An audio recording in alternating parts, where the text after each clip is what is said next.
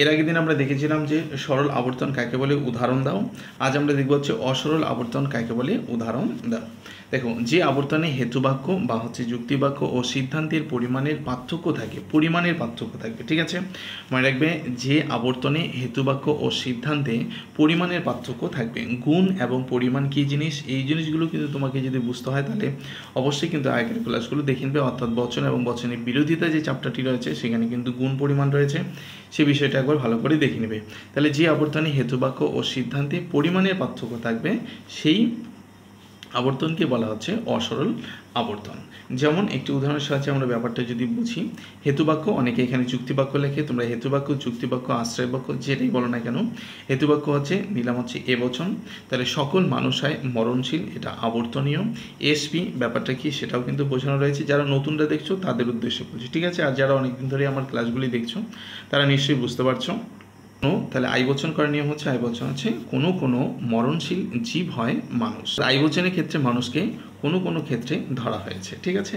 এখানে হচ্ছে সকল ধরা হয়েছে। সুতরাং এখানে গুণের কিন্তু পরিবর্তন রয়েছে হেতুবাক্য এবং সিদ্ধান্তের মধ্যে। হেতুবাক্য এবং সিদ্ধান্তের মধ্যে গুণের পার্থক্য রয়েছে, তাই এটা হচ্ছে অসরল আবর্তন। তাহলে এ বচনে আবর্তিত আইবচন হচ্ছে একটি অসরল আবর্তন। ওকে, 3 নম্বর যে আমরা প্রশ্নটা রাখলাম, এ বচনের সরল আবর্তন কি সম্ভব? ভেরি ভেরি ইম্পর্টেন্ট একটি প্রশ্ন। এই জাতীয় প্রশ্নের উত্তরগুলো কিন্তু আমি পরবর্তী ভিডিওর মাধ্যমে করাবো, ঠিক আছে। পরবর্তী ভিডিও অর্থাৎ এই চ্যাপ্টারটা শেষ হওয়ার পরে এই চ্যাপ্টারের উপরে এই ধরনের প্রশ্ন আছে। এ বচনের সরল আবর্তন কি সম্ভব, বা এ বচনের আবর্তন সম্ভব নয় কেন, ও বচনের আবর্তন সম্ভব নয় কেন, ইত্যাদি আরও প্রশ্ন রয়েছে। এই প্রশ্ন উত্তরগুলো আমি পরে পড়বো। আগে লজিকগুলো তোমাদের ঠিকঠাক মতো করিয়ে দিই, বা তোমরা ঠিকঠাক মতো বুঝে নাও। তাহলে লজিকগুলো যদি তোমাদের ঠিকঠাক মতো বোঝা হয় তাহলে কিন্তু বাকি বিষয়গুলো যে রয়েছে সেই বিষয়গুলো কিন্তু তোমরা আরামসে বুঝতে পারবে। অর্থাৎ প্রশ্ন এবং প্রশ্নের যে উত্তরগুলো দিব সেই প্রশ্ন উত্তরগুলো কিন্তু বুঝতে পারবে।